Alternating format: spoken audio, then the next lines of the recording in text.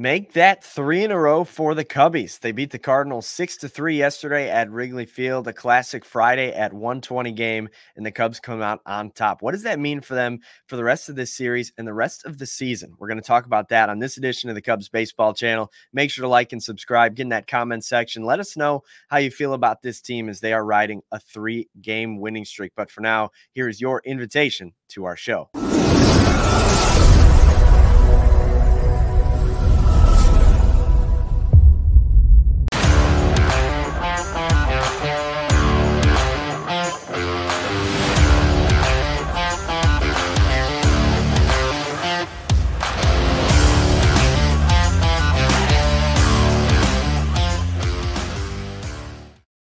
What's up, everybody? Welcome to the Cubs Baseball Channel. My name is Anthony Pasquale. He is Mick Gillespie. You can find him on Twitter at Broadcaster Mick, and you can find me at Ant_Pasquale3. You can also find our channel on social media as well, on Twitter, on Instagram, and on TikTok. So find us on those profiles. Shoot us a follow or a message, and we'll make sure to get back to you guys there. But Mick, Cubs, they're now 2-0 with the Motorola patch on the jersey. You didn't get a chance to speak on it yesterday. What's your thoughts before we get into the game on the Motorola patch? I didn't even know Motorola was still around. We used to have these phones that were like rubber and you could bounce them down the street and pick them up. They were like Motorola flip phones. And then, you know, everything changed with iPhones and all that stuff. So when I saw the Cubs had them on their jersey, I thought, well, it's probably good because I didn't even know that the company existed. And, you know, it's a business. I hope that it never turns into NASCAR where you got patches of, you know, different advertisers all over the uniform, but I'm not against it. I understand how much money it takes to sign players and to pay people. And so it's just another source of revenue. I'm sure there's some traditionalists that aren't real big fans of it. I know that. Yeah, it's I will say it's not super obnoxious. I know some of the other, when you get experience in some of the jersey patches that come on via advertisements, that sometimes they really stick out, but it doesn't look that bad. Now, I heard somebody say they should flip it upside down so it's a W. I think that'd be kind of funny, but it's obviously not their logo. But yeah, I mean, hey, if they keep winning with it, put whatever you want on the jersey. If it leads to W's, that's a good thing. The Cubs have now won 3 in a row. They had the walk-off 2 nights ago. Yesterday, they beat the Cards 6-3 at Wrigley. A huge 5-run second inning powered it all. What were your thoughts on the game, Mick? Well, first off, I love beating the Cardinals. I mean, yeah. You know, sorry, but it's just enjoyable. And I thought the win that they had coming from behind in the 9th inning could be the type of win that sparks this team. Now, I know we've talked about this before. Sure. But adding Paredes to third base, putting him in the lineup, his consistency defensively is going to help. Now, all of a sudden, you only have one player that is playing a position that maybe they haven't played a whole lot, and that's been a half a season at first base for Busch, right? So now you got the infield settled. I thought Christian Bethancourt did a great job. The Cubs obviously very weak behind the plate. Outfield defense with PCA, you know, Hollywood Pete in center helps a lot. Seiya Suzuki had a good game. And what was different about this one to me is when the bullpen tried to blow it, and I know Merriweather hasn't pitched a lot. It was like the first time in 5 days, so he's still getting they're still being very gentle with him as he kind of comes back off the IL.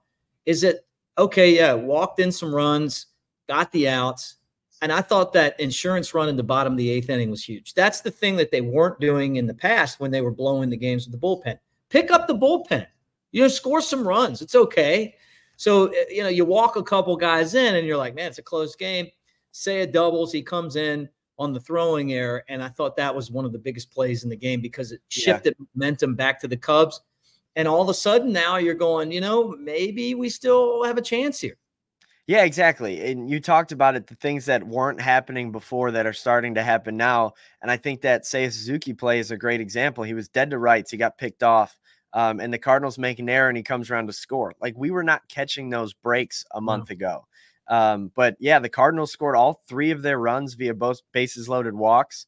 That obviously can't continue to happen. I know there were some borderline pitches that went the Cardinals' way in those sequences, but obviously the walks come back to bite you. And you look at Javier Assad, that's now his third or fourth start since coming back from the injury. He can't get past 4 innings, and the pitch count is super inefficient, walking a lot of guys.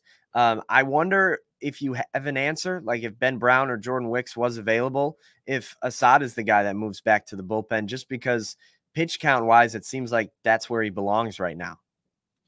Yeah, I mean, it's tough to return from an injury, and I think for him, kind of his formula is, he's not overpowering people. So he's got to make pitches, and he's got to get pitch to contact outs. And if he's not 100% locked in like he was before the injury, then he's probably saying, hey, you know what? They're either going to hit this or I'm going to walk them. I'd rather miss low or miss out of the zone than give up a home run and allow some runs to score. And I've seen guys do this. I think eventually he's going to get back to where he's more confident in some of his stuff, or maybe he's just more accurate. But the bottom line is that, yeah, he might not be going 6 or 7 innings right now, but he's also not putting you in a spot where you're losing the ball games because, he's getting hit around the yard. And then that's the problem that Kyle Hendricks has had this year. It's like same type of issue, except he's missing up and the guys are hitting the ball miles, in his bad innings.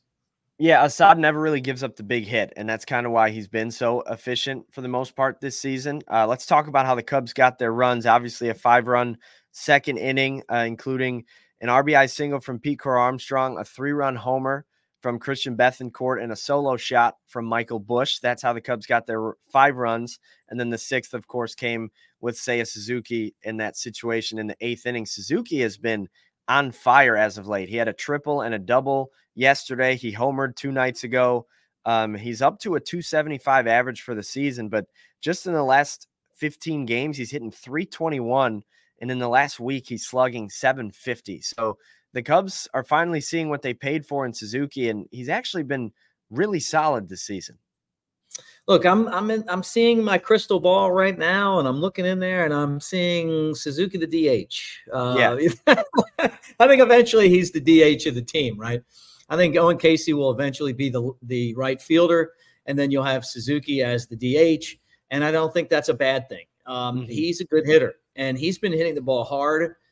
I don't think he's awful defensively, but I think he's unreliable. And so I think future-wise, like I said, in my crystal ball, I see him as the DH. But he's always a threat to do something hitting the ball. And, maybe it's taken this long for him to come back from his injury, but another really good offensive game for Suzuki. Yeah, I think whether or not Cody Bellinger opts in, the goal is to have Suzuki at DH, because even if you have Bellinger in the picture, or if you don't, you have a guy like Casey or Alcantara or somebody else that can come and play outfield, and Suzuki can be the DH. And I think ultimately Jed Hoyer decided in the future, do we want Christopher Morel to be our DH, or do we want Seiya Suzuki to be our DH? And he went with Suzuki, and that's why Morel gets dealt. Yeah, and I thought that was a good trade. Get it moving Morel. When he's on your team and you know him and you pull for him every day and you want to see growth. But the bottom line is this: the guy didn't have a rounded enough game to be an everyday player to me. It's more than just hitting home runs occasionally. The batting average was too low, missed opportunities, drive-in runs, made mistakes in the field. And just moving him off of the team made the team a lot better, just because the defense has gotten a lot better with Paredes. Now, I'm not a fan of giving up Hunter Biggie or Tyler Johnson or any pitching, but you got to. That's just kind of how these deals work. There were a lot of teams that wanted him.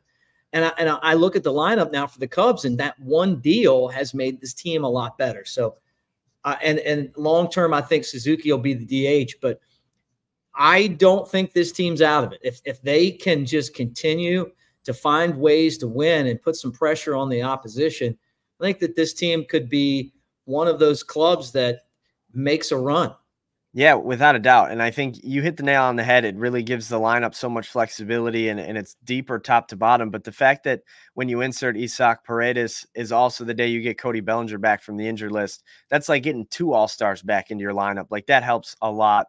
And the Cubs lineup has looked much better since they've won 3 in a row. They're now 16-25 against the NL Central this year. Still not a great number, but much better than the 13-25 it was 3 days ago.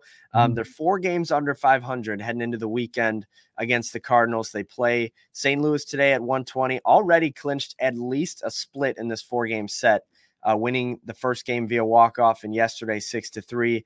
And you've got your pitching lined up kind of where you want it, with Taillon going today and Justin Steele tomorrow. Taillon is 7-6 on the year with a 3.35 ERA. Wasn't super sharp last time out. I think some of the trade rumors honestly got to him a little bit, and he was just not super sharp. Ends up sticking with the club. It'll be his first start after the deadline, and he'll be up against former Oriole Kyle Gibson, who is 7-4 on the year with a 3.97 ERA. What are your thoughts on this matchup, Mick? Well, I hope that Taillon was just dealing with the trade deadline talk and that he's back to the Taillon that we saw all of this season. And because the Cubs are going to need him. I mean, they're going to have to continue to have the great starting pitching if they're going to pull this, kind of out of nowhere miracle type playoff run. But you're only 4 games under. Before you start looking at the standings and really getting into, hey, what's it going to take for us to get there? You got to get back to 500. Get to 500, and then the next thing is you look forward. So he's a big part of this. And besides that, hey, look, win today and you win the series against the Cardinals no matter what happens tomorrow. But Wrigley's been rocking. Cubs fans are the best. I love watching the Cardinals fans when the Cubs win. And I know they probably look at us and go, what's wrong with you guys? Yeah, we're singing and we're drinking beer and doing it, whatever else we do at the games. It's always a party at Wrigley, but it finishes a lot better when they play Go Cubs Go. Yeah, without a doubt. And I think I got my brother.